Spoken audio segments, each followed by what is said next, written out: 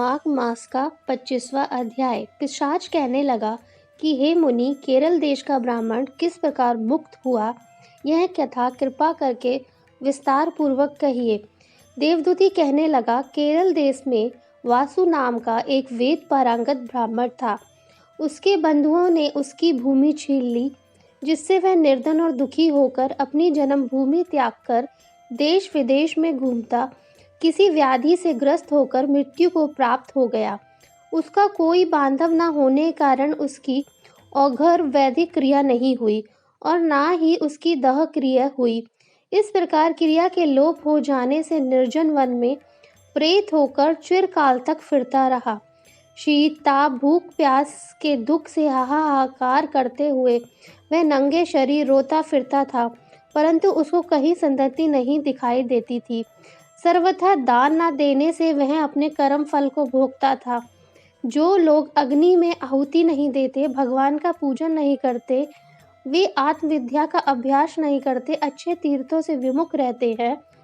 जो लोग दुखी लोगों को स्वर्ण वस्त्र तंबूल रत्न फल तथा जल नहीं देते तथा छल कपट से जीविका प्राप्त करने वाले, दूसरों तथा स्त्रियों का धन हरने वाले, पाखंडी कुटिल चोर बाल वृद्ध तथा आतुर और स्त्रियों पर निर्दयता करने वाले, आग लगाने वाले, विष देने वाले, झूठी गवाही देने वाले, कुमार्ग पर चलने वाले, माता पिता भाई बहन संतान तथा अपनी स्त्री का त्याग करने वाले, जो सब तीर्थों में दान लेते हैं, पालन करने वाले, स्वामी को त्यागने वाले, गौर तथा भूमि के चारों ओर चोर, वेदों की निंदा करने वाले, व्रता द्रोह करने वाले, प्राणियों की हिंसा करने वाले, देवता गुरु की निंदा करने वाले, यह सभी बारंबार प्रेत पिशाच राक्षस तथा बुरी योनियों में जन्म लेते हैं। अतः ऐब बुरे कर्मों से बचकर धर्म के कार्य तथा यज्ञ दान और तप आदि करने चाहिए, क्योंकि कर्म फल अश्वमेव मिलता है।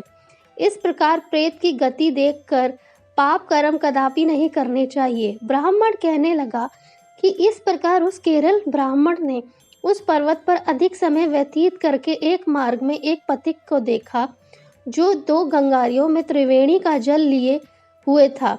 आनंद पूर्वक भगवान के चरित्र का गान कर रहा था। प्रेत ने उसका मार्ग रोककर कहा कि तुम डरो मत, इस गगरी का जल मुझको पिलाओ, नहीं तो मैं तुम्हारे प्राण ले लूंगा।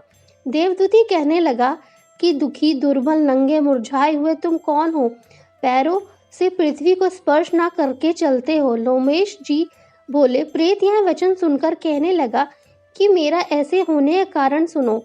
मैंने कभी ब्राह्मणों को दान नहीं दिया, अत्यंत लोभी क्रियाहीन, दूसरों के अन्न से पलने वाला था। मैंने कभी किसी को भिक्षा नहीं दी, ना दूसरों के दुख से दुखी हुआ। प्यासे प्राणियों का मैंने भी कभी जल नहीं पिलाया। मैंने कभी छाता जूता दान नहीं किया, ना किसी को जल का पात्र पान या औषधि किसी को दी। ना मैंने अपने घर में कभी किसी अतिथि को ठाका कर उसका सत्कार किया। अंधे वृद्ध अनाथ और दोनों को मैंने कभी अन्न से संतुष्ट नहीं किया और ना ही किसी रोगी को मुक्त किया। ना कभी ब्राह्मणों को दान दिया, ना कभी अग्नि में हवन किया। बैसाख आदि मास में भी किसी को ठंडा जल नहीं पिलाया। ना ही मैंने बड़ या पीपल का कोई वृक्ष लगाया, ना किसी प्राणी को बंधन से छुड़ाया। कभी कोई व्रत करके शरीर को नहीं सुखाया। इस कारण मेरे पूर्व जन्म सब बुरे कार्यों से में ही व्यतीत हुआ। मेरे पूर्व जन्म के कर्मों से ही मेरी यह गति हुई है। इस वन में व्याघ्र भेड़िए से बचा हुआ मांस तथा जंतुओं के खाने से गिरे हुए फल, वृक्षों पर लगे हुए सुंदर फल तथा झरने को सुंदर जल सभी मिलते हैं, परंतु देव इच्छा से मैं कुछ नहीं खा सकता। सर्प की तरह केवल पवन भक्षण करके जीवन व्यतीत करता हूँ। बल बुद्धि मंत्र पुरुषार्थ से लाभ हानि सुख दुख विवाह मृत्यु जीवन भोग रोग तथा वियोग में केवल भाग्य ही कारण होता है। कुरूप मूर्ख कुकर्मी निंदित तथा पराक्रम से हीन मनुष्य भी भाग्य से ही राज्य भोगते हैं। काणे लूले लंगड़े नीतिहीन निगुण नपुंसक भाग्य से राज्य प्राप्त करता है। पर्वत पर भी बलवान राक्षस पिशाच रहते हैं, जिनमें से कभी कभी कोई कहीं कहीं वन में फिरते हुए अपने कर्म के अनुसार अन्न जल प्राप्त करते हैं, परंतु आपको उनका भाग्य नहीं होना चाहिए। क्योंकि धर्मात्मा पुरुषों की उनकी पवित्रता ही रक्षा करती है। ग्रह, नक्षत्र, देवता सर्वथा धर्मताओं की रक्षा करते हैं। यह पिशाच आप जैसे भक्त की तरफ आंख उठाकर भी नहीं देख सकते। जो नारायण भगवान की भक्ति से पवित्र रहता है, उसको प्रेत, पिशाच, पूतना कोई बाधा नहीं दे सकते। भूत, बेताल, पिशाच, गंधर्व, काकिन, शकुनी ग्रह, रेवती, यज्ञ, मृत ग्रह, भयंकर ग्रह, कृत्या, सर्प, कुष्मांडा तथा दूसरे दुष्ट जंतु पवित्र वैष्णव की तरफ देख भी नहीं सकते। जिसकी जिह्वा पर गोविंद का नाम, हृदय में वेद तथा श्रुति विद्यमान है, जो पवित्र और दानी है, उनको कभी भय नहीं हो सकता। हे ब्राह्मण, इस प्रकार कर्मों का फल भोगता हुआ मैं यहाँ रहता हूँ, ऐसा सोचकर मैं शोक नहीं करता। एक बार मैं ज्वालानी नदी के किनारे पर गया था। वहाँ पर घूमते हुए मैंने सारस के वचनों को सुना था।